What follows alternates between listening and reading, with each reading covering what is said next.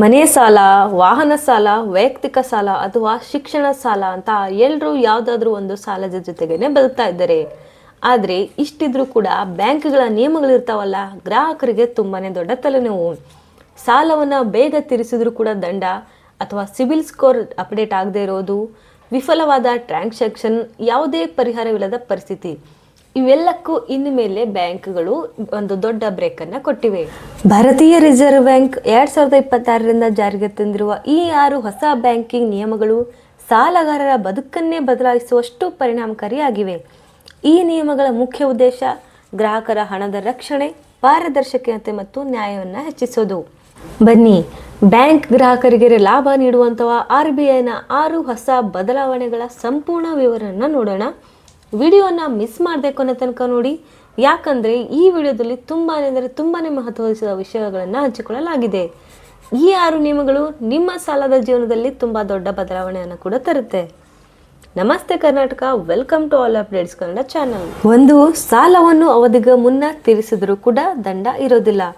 ಇದುವರೆಗೆ ನೀವು home loan, car loan ಅಥವಾ ಪರ್ಸನಲ್ ಲೋನ್ನ ತೆಗೆದುಕೊಂಡಿದ್ರೆ ನಿಗದಿತ ಅವಧಿಗೆ ಮುನ್ನವೇ ತೀರಿಸಿದ್ರು ಪ್ರಯತ್ನ ಮಾಡಿದ್ರು ಕೂಡ ಬ್ಯಾಂಕ್ಗಳು 2ರಿಂದ 4% ಪೇಮೆಂಟನ್ನು ನಿಮಗೆ ವಿಧಿಸ್ತಿತ್ತು. ಇದು ಲಕ್ಷಾಂತರ ರೂಪಾಯಿಗೆ ದಂಡ ಕೂಡ ಆಗಿರುತ್ತೆ. ಇನ್ನು ಮುಂದೆ ಯಾವುದೇ ತರಹದ ಪೇಮೆಂಟ್ ಚಾರ್ಜ್ ಇರೋದಿಲ್ಲ. ಅಷ್ಟೇ ಅಲ್ಲದೆ ಹೆಚ್ಚುವರಿ ದಂಡ ಕಟ್ಟೋ ಕೂಡ ಅಗತ್ಯ ಇರೋದಿಲ್ಲ. ಬಡ್ಡಿ ಕೂಡ ನಿಮಗೆ ಉಳಿಯುತ್ತೆ. ಬೇಗ ಸಾಲ ಮುಕ್ತರಾಗೋಕ್ಕೂ ಕೂಡ ಅವಕಾಶ ಸಿಗುತ್ತೆ. ಬ್ಯಾಂಕ್ಗಳ ಈ ಹೊಸ ನಿಯಮದಿಂದಾಗಿ ನೀವು ಯಾವುದೇ ಟೆನ್ಷನ್ ಇರಲಾರ್ದೇನೆ ನಿಮ್ಮ ಹಣವನ್ನು ನೀವು ಪಾವತಿ ಮಾಡ್ಕೊಳ್ಬಹುದು.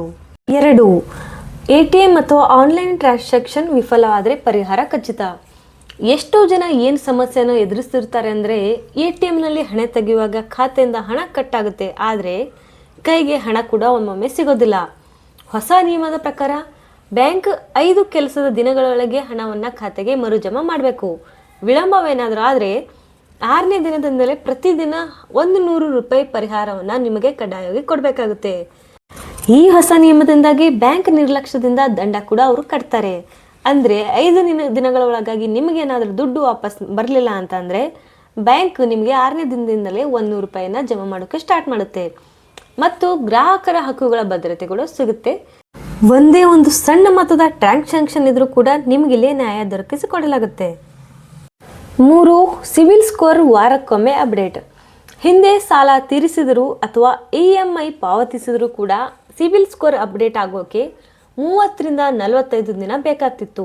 ಈ ವಿಳಂಬದಿಂದ ಹೊಸ ಸಾಲ ತೆಗೆದಕ್ಕೂ ಕೂಡ ನಿಮಗೆ ಕಷ್ಟ ಆಗುತ್ತೆ. ಇದರಲ್ಲಿ ಈಗ ಬ್ಯಾಂಕ್ ಒಂದು ದೊಡ್ಡ ಬದಲಾವಣೆಯನ್ನು ತಂದಿದೆ. ಬ್ಯಾಂಕ್ಗಳು ತಿಂಗಳಿಗೆ ಕನಿಷ್ಠ ಬರೀ 4 ಬಾರಿ ಆದರೂ ಸಿಬಿಲ್ ಸ್ಕೋರನ್ನು ಅಪ್ಡೇಟ್ ಮಾಡಬೇಕು. ಸಾಲ ತೀರಿಸಿದ ತಕ್ಷಣ ಸ್ಕೋರ್ ಸುಧಾರಣೆ ಆಗುತ್ತೆ. ತುರ್ತಾಗಿ ನೀವು ಲೋನ್ಗೆ ಅರ್ಜಿಯನ್ನು ಕೂಡ ಸಲ್ಲಿಸಬಹುದು. ಉತ್ತಮ ಬಡ್ಡಿ ದರ ಪಡೆಯೋಕ್ಕೆ ಅವಕಾಶ ಕೂಡ ನಿಮಗೆ ಸಿಗುತ್ತೆ. ಸಮಯಕ್ಕೆ ಸರಿಯಾಗಿ EMI ಕಟ್ಟುವವರಿಗೆ ಇದು ಒಂದು ದೊಡ್ಡ ಪ್ಲಸ್ ಪಾಯಿಂಟ್. 4, ಜಂಟಿ ಖಾತೆಗೆ ಗರಿಷ್ಠ 4 ನಾಮಿನಿಗಳ ಅವಕಾಶ. ಹಿಂದೆ ಜಂಟಿ ಬ್ಯಾಂಕ್ ಖಾತೆಗೆ ಒಂದೇ ನಾಮಿನಿಯನ್ನು ಸೇರಿಸೋಕೆ ಅವಕಾಶ ಇರ್ತಿತ್ತು. ಆದರೆ ಈಗ ಹೊಸ ನಿಯಮದಿಂದಾಗಿ ಕುಟುಂಬದ ದೊಡ್ಡ ಖಾತೆಗಳಲ್ಲಿ ಇದು ಗೊಂದಲವನ್ನು ಸೃಷ್ಟಿಸಿದೆ. ಹೊಸ ನಿಯಮದ ಪ್ರಕಾರ ಜಂಟಿ ಖಾತೆಗಳಿಗೆ ಗರಿಷ್ಠವಾಗಿ 4 ನಾಮಿನಿಗಳನ್ನು ನೋಂದಾಯಿಸಬಹುದು.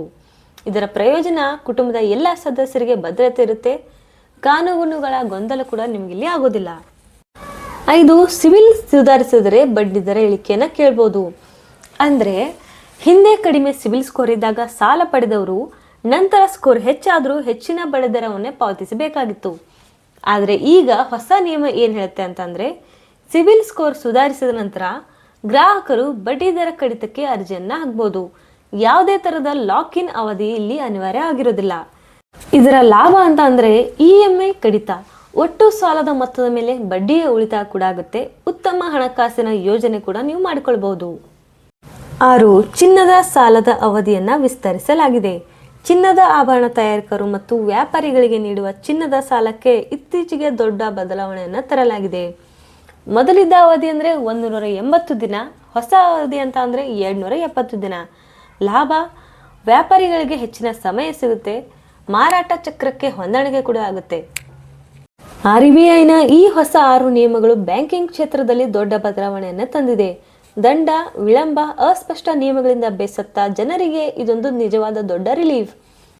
ಇನ್ನೊಂದು ವಿಶೇಷ ಮಾಹಿತಿಯೊಂದಿಗೆ ಮತ್ತೊಂದು ವಿಡಿಯೋದಲ್ಲಿ ಸಿಗ್ತೀನಿ. ನಮ್ಮ ಆಲ್ ಅಪ್ಡೇಟ್ಸ್ ಕನ್ನಡ ಚಾನಲ್ದ ಸಂಪರ್ಕದಲ್ಲಿರಿ. ನಮಸ್ತೆ.